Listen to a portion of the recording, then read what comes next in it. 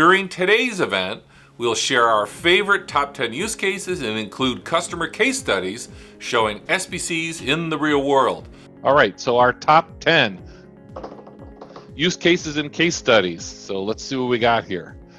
All right, our number one is, of course, peering. And this is really where we started with our session border controller efforts.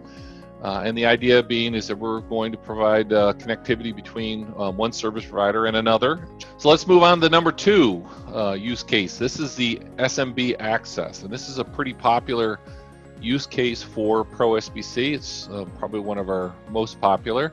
And here we got a service provider here on the right who's got some kind of soft switch or an IP-PBX platform. Number three, enterprise SIP trunking. And this is moving over to more of an enterprise kind of solution. This is typically,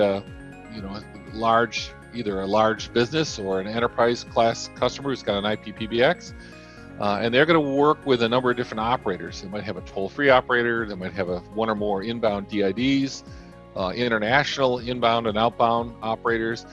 And really, what this is kind of like bring your own trunking. They're going to bring in their own services from these different operators, and they need to normalize them and bring them into the IP-PBX application. All right, so let's move on to use case number 4, and this is redundancy. This is where an operator wants to work with one or more SIP trunk providers, and they want to provide full redundancy between their soft switches and their customers and their operators. All right, moving on to number 5. Number 5 is the various communications as a service access kind of application. And what we're seeing here is here's a UCaaS provider as an example, or it could be a contact center. They want to be able to have remote either devices, telephones, or potentially soft clients out remotely. And they would like to have those secured with SIP over TLS. What number 6, the trunking side, and kind of as we noted before, we are looking at an application here, one of the CAS applications in the cloud, and the SBC is going to be managing the traffic to and from multiple operators. They might, again, be toll-free or inbound DIDs, bring your own service provider, or multiple international operators. And again, its job is going to be protecting the application, providing some interoperability, and route and traffic management. The traffic comes in or out of these various operators from the CAS application. All right, moving on. Let's talk about stir shaken, one of our favorite topics to talk about. And again, we've got whole dedicated webinars on how to implement it, some of the recent developments on stir shaken. All right, let's move on to number 8, which is TDAS Production. And TDAS is, of course, telephony denial of service. And this is essentially, the bad guys flooding usually through SIP trunks, or it could be potentially through TDM trunks, into either a business or into a service provider. All right, let's move on to number 9. We're getting there. And this use case is what we call the intelligent edge. And this is where, normally when you put an SBC in a network, I think a lot of folks think in terms of, well, this sits in the cloud, right? It sits in the service provider core. In a lot of cases it does.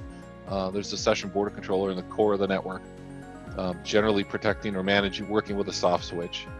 But in this case, they want to be able to move some of the intelligence, some of either the routing logic or traffic, or any one of a number of other functions out to the branch office or to the subscriber.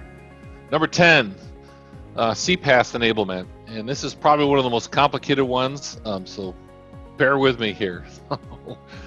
We've run into a number of situations similar to what we showed with AirCall, where we end up with application developers who want to build an application on a CPaaS platform. It could be Twilio or Telestax or CloudOnix or any one of a number of others.